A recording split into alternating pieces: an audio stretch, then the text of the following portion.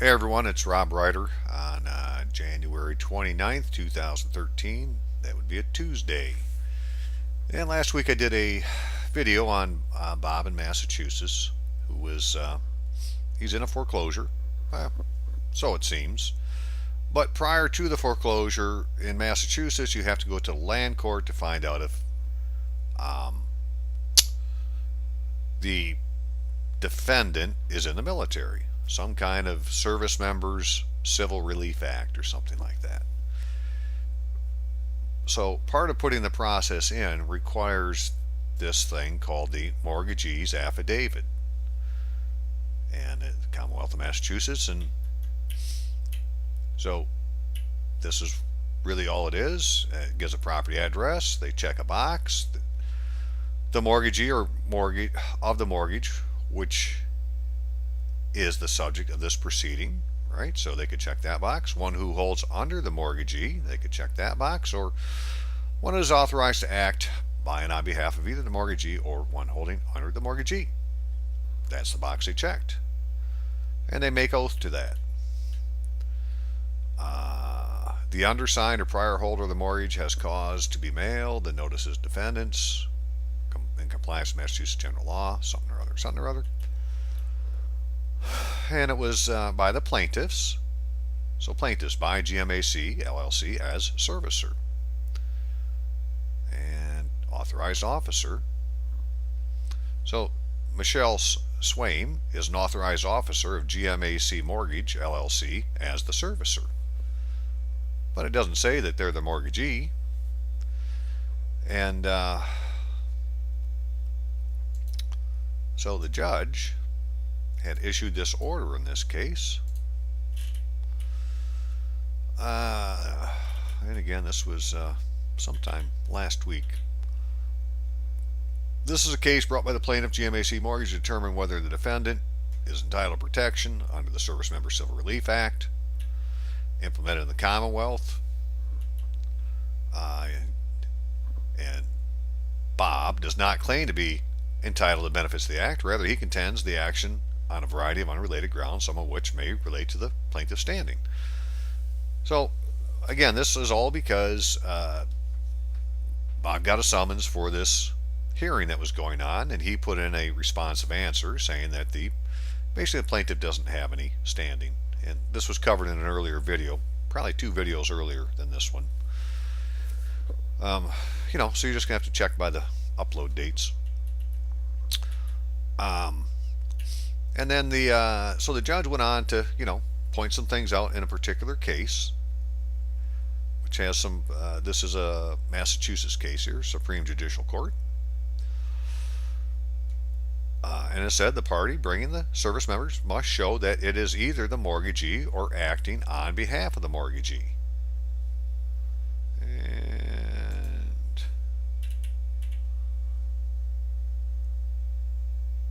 And this says authorized to act by and on behalf. So it didn't say acting on behalf, it says to act by and on behalf. Trick of the words, but everything means something. And then it went on to define who the mortgagee is, defined as the person or entity then holding the mortgage. Yeah, okay, if we go back and look at this. The mortgagee of the mortgage, which is the subject of this proceeding, or one who holds under the mortgagee. Okay, so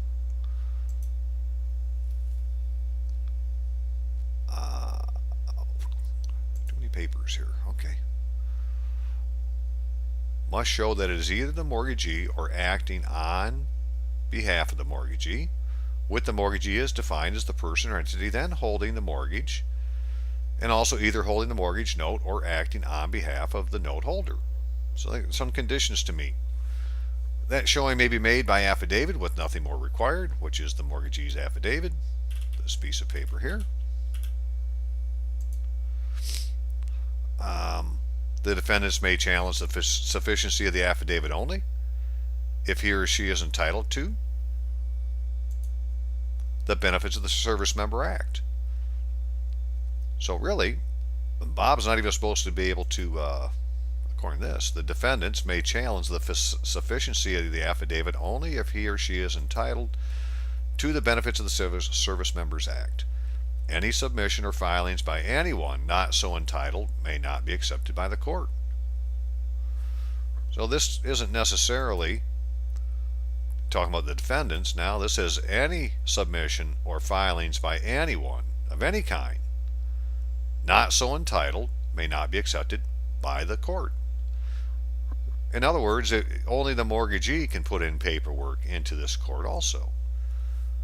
Because the civil members proceeding is not part of the foreclosure process in any separate action challenging a foreclosure or a mortgage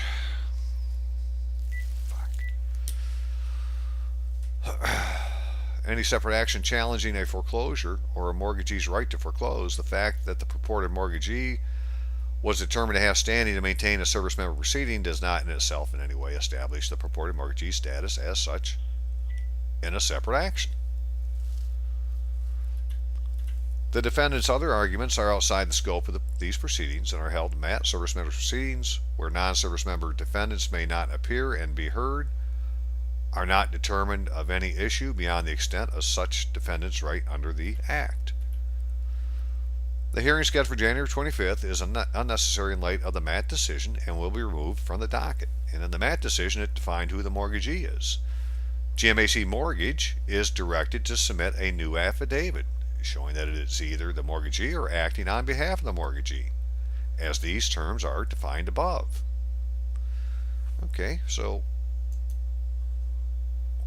the judge's definition of the mortgagee defined as the person or entity then holding the mortgage, and also either holding the mortgage note or acting on behalf of the note holder. But the mortgagee must be holding the mortgage. The box the attorneys checked on the affidavit, one who is authorized to act by and on behalf of either the mortgagee, well, they already can't do it. It's the person or entity holding the mortgage is the mortgagee. And only the mortgagee can bring the action. He's the party of real interest. So, and I have to bring this up if you can. I need to keep my lights on. A little bit short this month.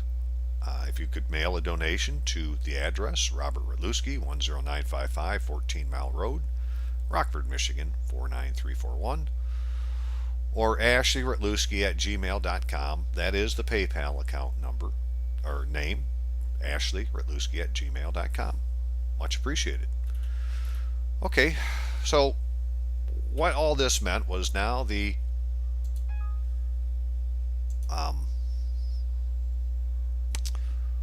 judge says that they're waiting for this affidavit to come from GMAC Mortgage.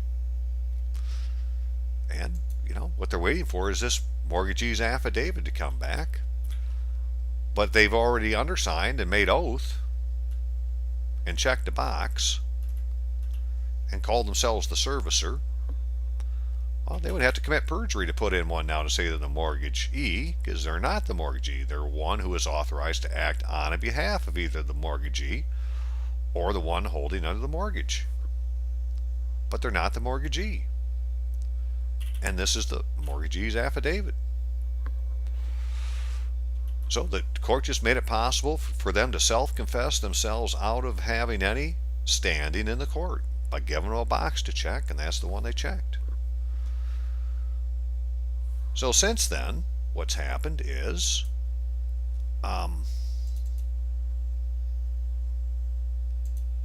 this was filed with the court to the clerk of the land court, Department of Trial Court, GMAC Mortgage versus Bob, civil action. Dear Sir or Madam, pursuant to the Judge Long's order of January 17, 2013, in regards to the above referenced case, the enclosed, please find 1. An affidavit of F.E.L. Geekus, Esquire, and certificate of service. Please file this affidavit per usual custom. Please do not hesitate to contact us any questions or concerns. Okay. The judge asked for the mortgagee's affidavit from GMAC Mortgage, and who's responding? It's an affidavit from the the attorney firm.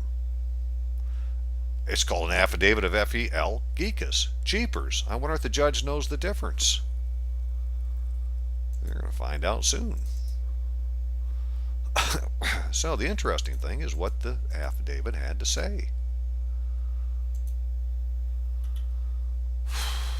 Affidavit of F.E.L. Geekus, Esquire.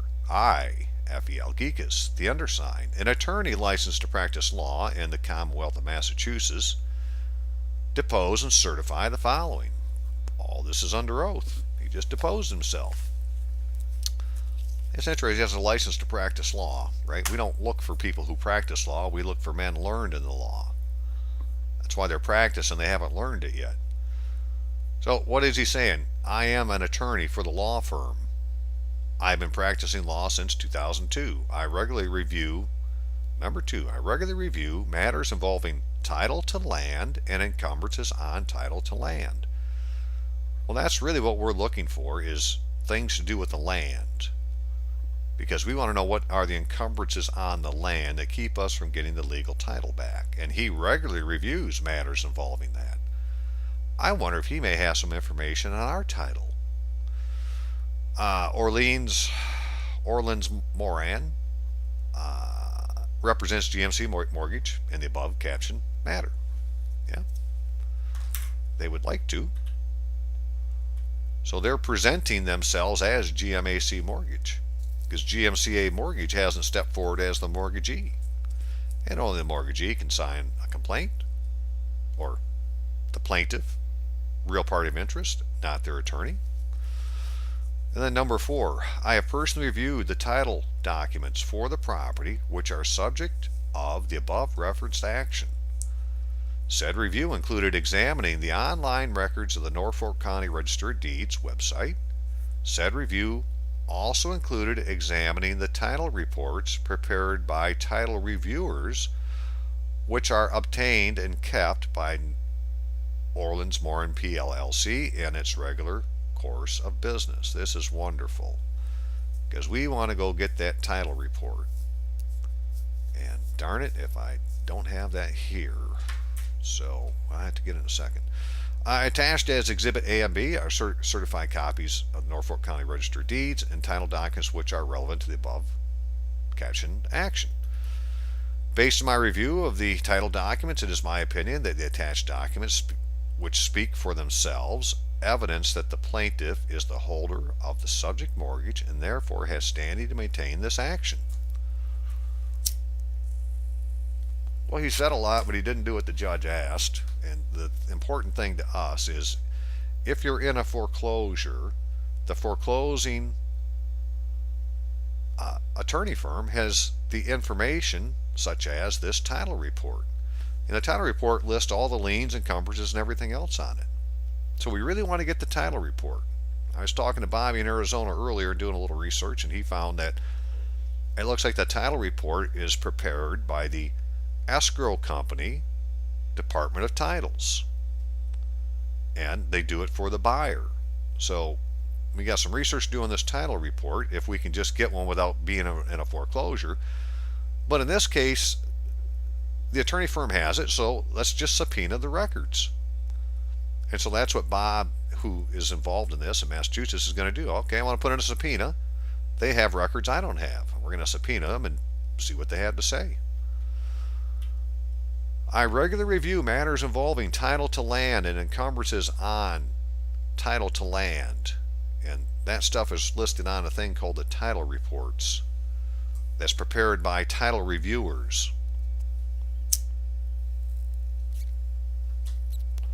Which this attorney firm somehow got a copy. They obtained one. Well, how do we obtain a copy even if we're not in foreclosure? But the thing you're asking for is a thing called the title report. And it was supposed to have been prepared for the buyer. Now, here's the document they're putting in as evidence. It says GMAC has the standing it has, right? And assignment of mortgage from Mears, dated whatever, recorded wherever, and witness whereof. This always amazes me. in witness whereof the said mortgage electronics registration has caused its corporate seal to be hereon affixed and these present to be signed in its name and behalf by Andrew S. Harmon, Assistant Secretary and Vice President. Okay, so old Andrew, he put his mark on it.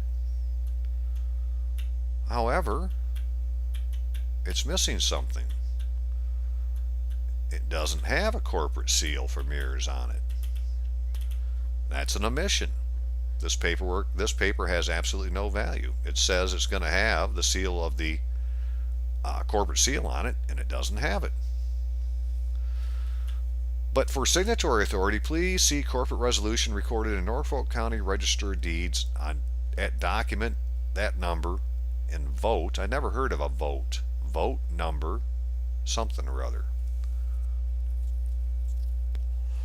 So there must be a whole bunch of corporate resolutions in that book, because this is vote number 3601. D. Well, do they start at vote number 1? No, it's like somebody made a vote. They voted at a table. It's almost like it's a judicial determination. Okay, and then this is just the notary here, right? That this guy did it under seal in his capacity of, and it says affixed seal, but it doesn't. This seal over here is the seal of the notary. It's not the seal of Mears, and Mears specifically put on an affidavit because it's in witness whereof this is their testimony that they are going to put their seal on it, and it doesn't exist. It's an error and omission. If it won't be corrected, the paperwork has to be stricken from the record. It's that simple. So this is their evidence, right? A hearsay document. And then this is just I think it's just the certificate of service. Yep, they served a copy of the affidavit, a regular mail, right? So you can do your own certificates of service. Apparently this is good enough. Something like this. But when you put your name or whatever under here, you need to, for myself, if I'm going to sign this, I'm going to put, the next line will be full real name, Rytlewski, comma, Robert Allen, and next would be owner of Robert Allen Rytlewski, in all caps, comma, estate. That's what I'm going to sign as. I'm not going to sign as F.E.L. Okus, an Esquire. I'm going to say I'm the owner of the estate and put it in the court record. And so that's what's going on, right now, is they had to put in an answer to satisfy the judge. And what they put in was an affidavit of F.E.L. Geekus, not a mortgagee's affidavit, where he's testifying under oath that he has documents that we may want to see. And so in this case, we're going to subpoena them to get the title reports. What we want to find out is, how do we get the title report without having to be in a foreclosure? And so I'm going to pause this for a minute and go find that title report, what it lists, and I'll be right back.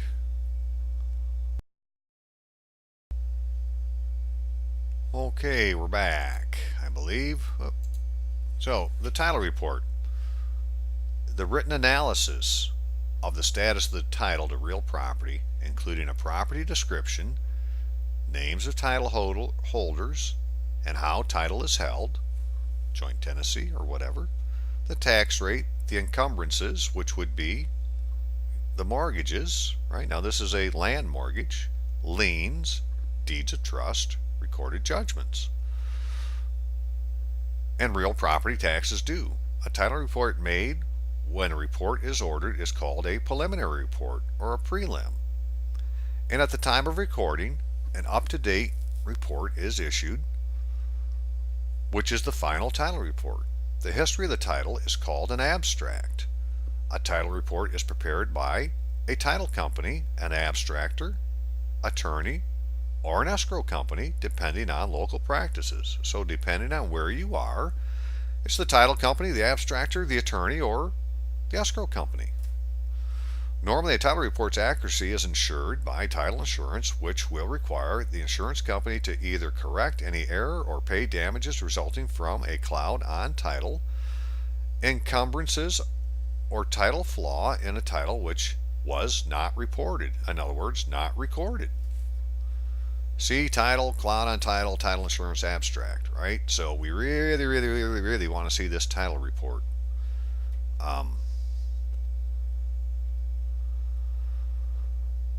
And names of title holders, how it is held, tax rate, encumbrances, real property taxes.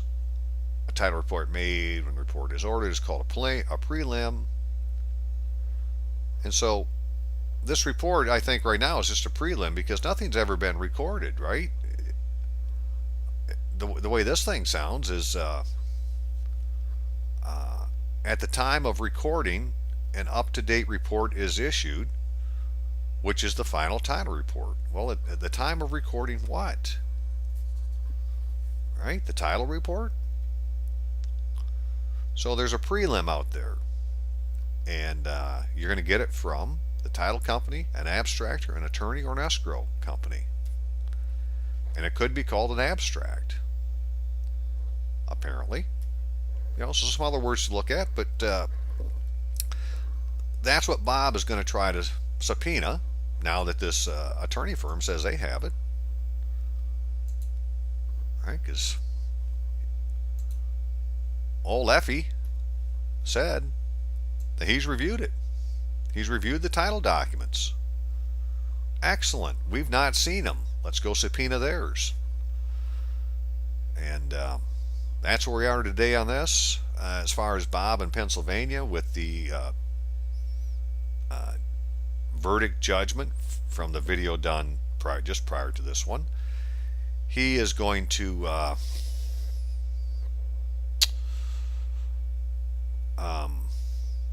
put in Michigan it's called relief from judgment. We're looking to see what it is in Pennsylvania, and that way you take it back to the circuit court or the court of common pleas, in this case the court of general jurisdiction, and then they can move the case from there, I believe, to the appeals court without you paying for a separate appeal. You're putting a motion in basically for relief from judgment. And that's what we're going to work on for him. Rose down right now trying to get some information for her case. She has a hearing on the 7th, and she had to put an answer into the foreclosure complaint. Again, in her case, she actually asked for complaint in equity, had a hearing, but the timing had been incorrect for the summonses, so they continued the hearing till later, which is now the 7th of February. But after she had put this action in, she was going to get foreclosed on anyways. Well, they finally did it, sent the foreclosure paper. So she had to go answer their foreclosure, although it has nothing to do with her complaint in equity. But again, if you get something, you want to answer it, and you want to say, hey, no real party of interest. And, we'll get down to what those exact words are, but it's just the strategy we're trying to see what the court does with this kind of paperwork.